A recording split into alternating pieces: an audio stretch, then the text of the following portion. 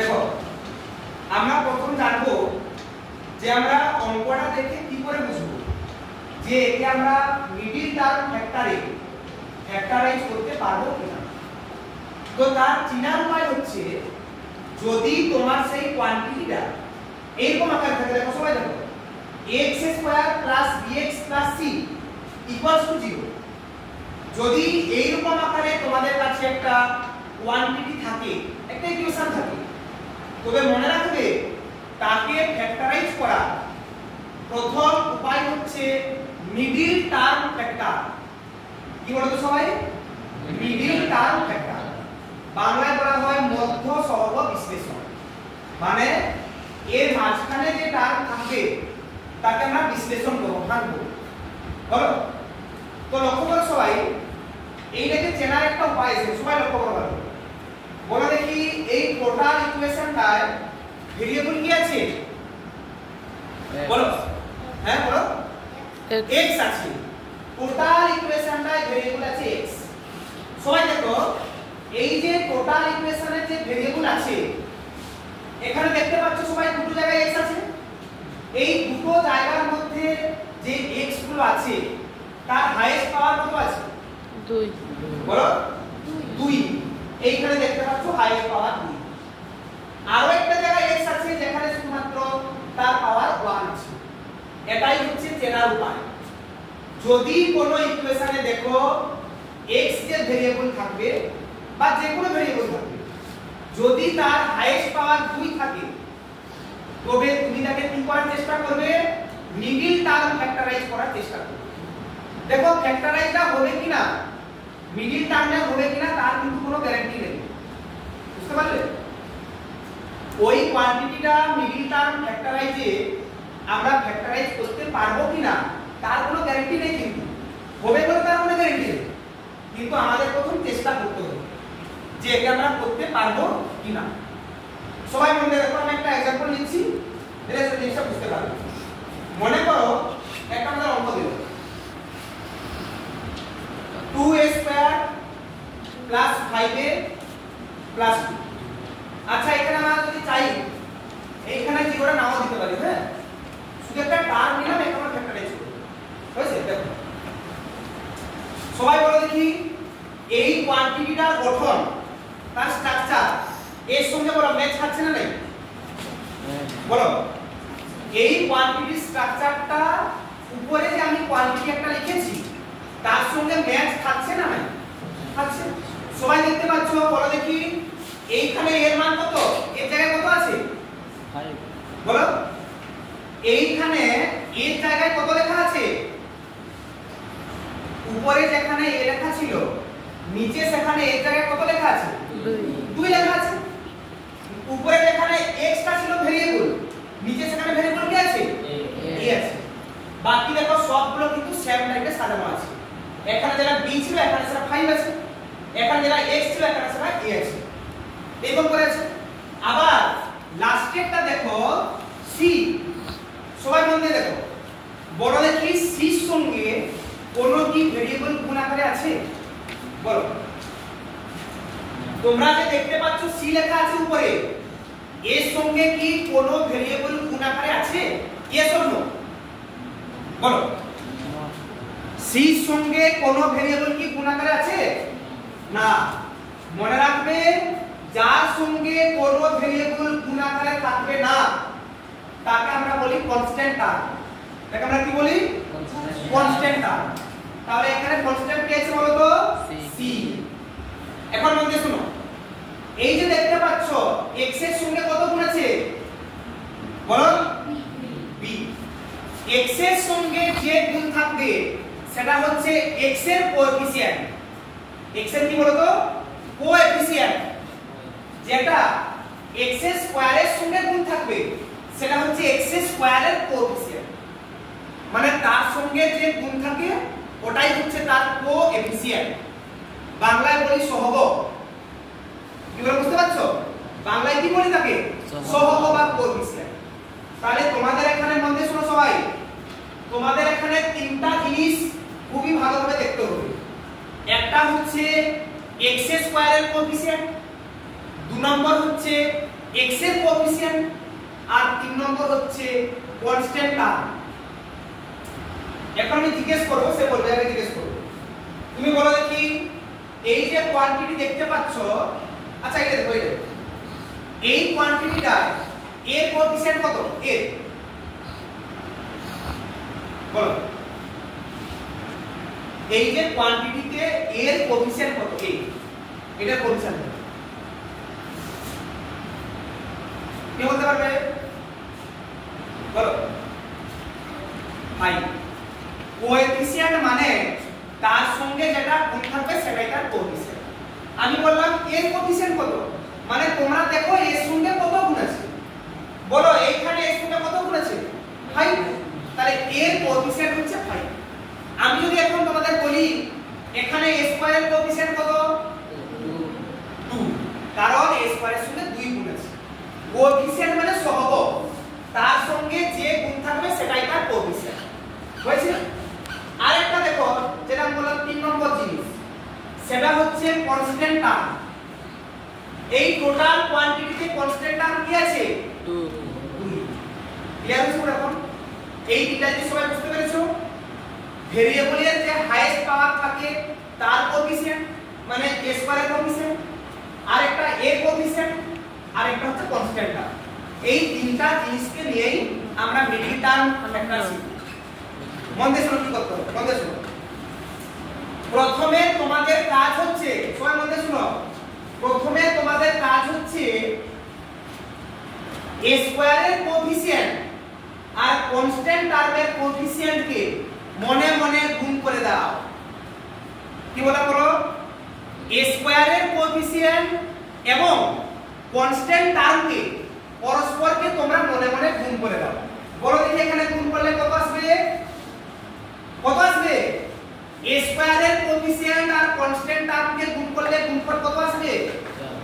কত আসবে বলো? 4 আসবে, কারণ a স্কয়ারের কোএফিসিয়েন্ট আছে 2 আর কনস্ট্যান্ট টার্মও 2।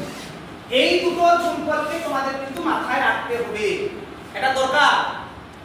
এই দুটো গুণফলকে কিন্তু তোমাদের মাথায় রাখতে হবে, বুঝতে পারলে ক্লিয়ার? তাহলে আমি প্রথম কি করলাম, a স্কয়ারের কোএফিসিয়েন্ট আর কনস্ট্যান্ট টার্মকে গুণ করে দিলাম, গুণফল আসলো 4। কেন এরকম করলাম? কারণ আমাদের মাঝখানে টার্মটাকে এমন ভাবে ভাঙতে হবে, এমন দুটো সংখ্যায় ভাঙতে হবে যে দুটো সংখ্যাকে গুণ করলে গুণফল কত দরকার? 4। ভাবা সিস্টেমটা, আমার এমন দুটো সংখ্যা দরকার যাদের গুণফল 4 এবং তাদেরই যেন ওই দুটো সংখ্যা যাদেরকে গুণ করলে 4 পাচ্ছি, মধ্যে শুনো সবাই, যাদেরকে গুণ করলে 4 আমরা পাচ্ছি তাদেরই যেন যোগ করলে, সবাই মধ্যে দেখো, যোগ কেন করছি? যোগ কেন করছি? কারণ কনস্ট্যান্ট টার্মের আগে যোগ চিহ্ন আছে বলে। সিস্টেম বুঝতে পারছো কি বললাম? তোমাদের মাইন্ডে এখন একটা কথাই ভাবতে হবে যে এমন দুটো সংখ্যা কি যাদের গুণ করলে গুণফলটা কত আসে? 4, এবং যোগ করলে, এখন ভাবো যোগটা কেন করব আমরা? কারণ কনস্ট্যান্ট টার্মের সামনে যোগ চিহ্ন আছে বলে আমাদের যোগ করতে হবে। যদি বিয়োগ চিহ্ন থাকতো তাহলে বিয়োগ করতাম। তাহলে আমরা এখন কি চিন্তা ভাবনা করব? তোমরা এখন বলবে আমাকে এমন দুটো সংখ্যা বলো যাদের গুণ করলে হয় 4 আর যোগ করলে হয় 5। মিডল টার্মটা 5 আছে, এর যেটা কোএফিসিয়েন্ট সেটাই যোগ করলে হতে হবে। তাহলে কি বললাম? এমন দুটো সংখ্যা তোমরা ভাবো যাদের যোগ গুণ করলে হয় 4 আর যোগ করলে কত হয়? 5। কে বলতে পারবে? বলো বলো। 1 and 4, 4 and 1, 4 আর 1 কে গুণ করলে কত হয়? গুণ করলে 4 1 কে গুণ করলে কত হয়? 4 ই হয়। আর যোগ করলে কত হয়? আমরা যেটা চেয়েছিলাম কন্ডিশন, ওই কন্ডিশনটা স্যাটিসফাই হচ্ছে কিনা বলো? হচ্ছে। হচ্ছে কি? আমরা কি চেয়েছিলাম? এমন দুটো সংখ্যা চেয়েছিলাম যাদের দেখো, যাদের গুণ করলে 4 দরকার ছিল আর যোগ করলে 5 দরকার ছিল। সংখ্যা দুটো পেয়ে গেছি, বলো ওই সংখ্যাগুলো কি কি পেয়েছি বলো? 4 একটা 1 একটা, কি একটা? একটা 4 আর একটা 1। সেই দুটো সংখ্যা নিয়ে আমরা কিন্তু দেখো এখানে ভাঙতে যাচ্ছি। কেমন ভাঙবো শুনো, সবাই বলতে শুনো। আমরা এখানে কাকে ভাঙবো? Middle term. প্রসেসটার নামই হচ্ছে মিডিল টার্ম ফ্যাক্টরাইজেশন, মানে মাঝখানের টার্মকে ভাঙবো। কেমন ভাঙবো না, দুটো টার্মের এখানে যোগফল আকারে ভাঙবো। এখানে যোগ করতে হচ্ছে, সবাই দেখো। প্রথমটা থাকলো 2a স্কয়ার থাকলো, তারপরে দেখো সবাই মনে শুনো, এরপরে মাঝখানে যে টার্মটা লেখা আছে 5, একেই ভাঙতে হবে। কেমন ভাঙবো? ওই যে দুটো সংখ্যা ভেবেছি আমি মনে মনে, আমরা মনে মনে কোন দুটো সংখ্যা ভেবেছি? একটা 4 আর একটা 1, কারণ তাদেরই গুণ করলে হয় 4 আর তাদেরই যোগ করলে হয় 5। তো যে দুটো সংখ্যা আমরা মনে মনে ভেবে নিয়েছি তাদেরকেই আমরা 5 এ ভাঙবো। তো 4 1 কে যোগ করলে তো 5 হয়, হ্যাঁ কি না? তো আমরা কি লিখবো? 5 এর বদলে লিখব 4 + 1। লিখতে পারি? এখানে 5 লেখা ছিল, আমি এখানে লিখলাম 4 + 1। ঠিক না ভুল লিখলাম? ঠিকই লিখেছি। 5 এর বদলে 4 + 1 লিখে দিয়েছি। তারপরে যেটা ছিল গুণ সেটা গুণ আকারে দিয়ে দিলাম। বাকিটা সেম টু সেম, একদম কপি পেস্ট। বাকি সেম টু সেম থাকবে, শুধু তোমাদের কাজ মিডিল টার্মটাকে ভাঙা। আচ্ছা আবার বলছি শুনো, এটাকে ভাঙার নিয়ম কি বললাম বলো? প্রথমে তোমাদের কাজ কি বলো? a স্কয়ারের কোএফিসিয়েন্ট এখানে যা থাকবে তার কোএফিসিয়েন্ট এবং কনস্ট্যান্ট টার্মকে মনে মনে প্রথম গুণ করবে। এটা তোমাদের প্রথম স্টেপ। প্রথম স্টেপ এর কোএফিসিয়েন্ট আর এই কনস্ট্যান্ট টার্মকে গুণ করবে। গুণ করার পর যা আসলো তাকে তোমরা মনে মনে সেট করে নেবে, বা যদি কেউ পারো খাতায় লিখে রাখতে পারো। তাহলে গুণ করার পর যা আসলো, তাহলে এখান থেকে তোমার ভাবা স্টার্ট হবে যে আমাদের এমন দুটো সংখ্যা দরকার যাদের গুণ করলে গুণফল কত হয়? 4, আর যাদেরকে যোগ করলে যোগফল হতে হবে 5। ওই দুটো সংখ্যা একই, তাদেরকে যদি গুণ করি গুণফল 4 পাবো, আর যদি তাদেরকে যোগ করি যোগফল 5 পাবো। তো সেই দুটো সংখ্যাকে আমরা খোঁজ করলাম, কি পেয়ে গেলাম? 4 আর 1। ওই দুটো সংখ্যাকে দিয়ে খোঁজ করার পর ওই দুটো সংখ্যাকে দিয়ে মাঝখানের টার্মটাকে ভাঙলাম। 4 আর 1 এসেছে, 4 আর 1 যোগ করলে তো 5 আসে। তাহলে 5 এর বদলে লিখলাম 4 + 1। লিখতে পারি? এখন তোমরা পারবে কিনা বলো শুনে দেখো। এরপর সেম টু সেম আমরা এটা প্রথম থেকে জানি, ব্র্যাকেটের বাইরে যে সংখ্যা গুণ থাকে তাকে ব্র্যাকেটের ভিতরে প্রত্যেকটা সংখ্যার সঙ্গে গুণ করতে হবে। এখানে দেখো সবাই ব্র্যাকেটের বাইরে a আছে, a ব্র্যাকেটের ভিতর প্রত্যেকটা সংখ্যার সঙ্গে গুণ হবে। এটা 4 এর সঙ্গে গুণ হবে পরে, আবার এটা 1 এর সঙ্গে গুণ হলে a থেকে যায়। জানো সবাই 1 এর সঙ্গে যা গুণ হয় সেই সংখ্যাটা চলে আসে +2। এখন মনে শুনো, প্রথম দুটো সংখ্যা থেকে আমাদের কমন নিতে হবে। কমন আমরা কাকে নেই? যে সংখ্যা সবগুলো সংখ্যায় বা যাদের থেকে আমরা কমন নিতে চাইছি তাদের সঙ্গে যদি গুণ আকারে থাকে আমরা তো তাকেই কমন নেব। কমন আমরা কাকে নেব? যে সবার সঙ্গে গুণ আকারে আছে।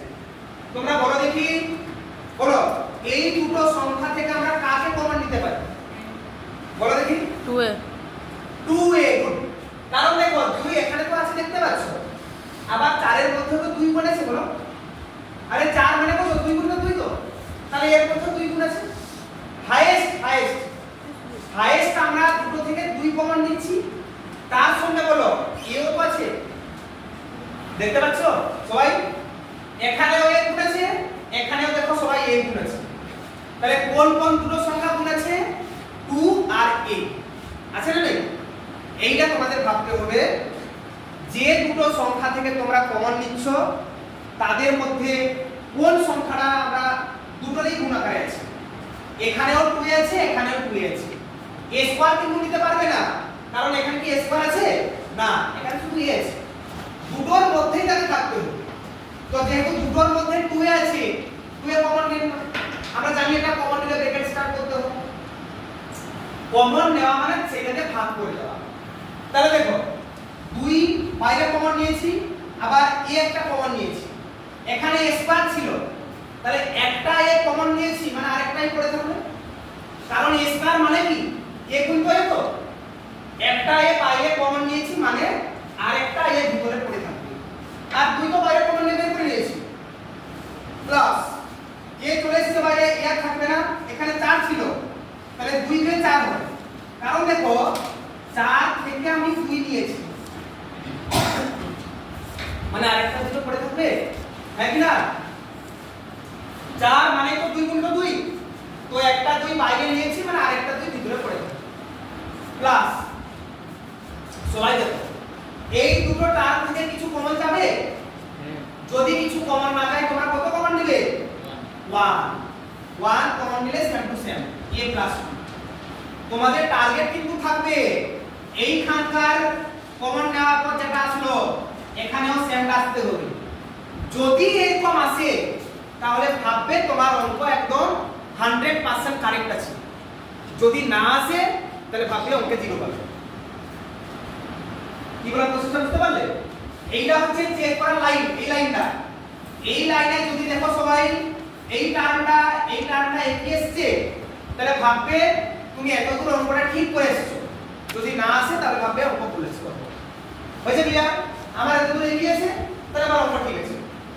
এখন লক্ষ্য করো, আমরা এইটাকে একটা টার্ম ভাবলাম, এই কোটাটাকে, আর এই কোটাটাকে একটা টার্ম ভাবলাম। আমি এখানে ভাবলাম এইটা একটা টার্ম আর এইটা একটা টার্ম, এই দুটো টার্মের মধ্যে দেখো কত কমন যাবে। লক্ষ্য করো প্রথম টার্মটায় a + 2 গুণ আকারে আছে, দেখতে পাচ্ছ সবাই? প্রথম টার্মটায় a + 2 গুণ আকারে আছে না নাই? আছে। দ্বিতীয় টার্মটায়ও a + 2 গুণ আকারে আছে না নাই? বলা আছে না নাই? আছে। আছে। তাহলে কোন টার্মটা দুটোতেই গুণ আছে? a + 2। যে দুটোতেই গুণ থাকে আমরা তো কমন তাকেই নেব, তাহলে যেহেতু a + 2 দুটোতেই গুণ আছে তাহলে আমরা আবার a + 2 কে গুণ নিয়ে নেব, সরি কমন নিয়ে নেব। দুটো থেকেই আমরা a + 2 কে কমন নিয়ে বাইরে বের করে দিলাম, কমন নেওয়ার পর ব্র্যাকেট স্টার্ট করলাম। তাহলে দেখো প্রথম টার্ম থেকে কাকে কমন নিয়েছি? a + 2 কে, তাহলে আর কত পড়ে থাকছে বলো? আর কত পড়ে থাকছে এখানে? 2a, তাই 2a প্লাস আছে না, সেখানে প্লাস দিয়ে দিলাম। সেকেন্ড টার্ম থেকে a + 2 কে কমন নিয়েছি, কত পড়ে থাকবে?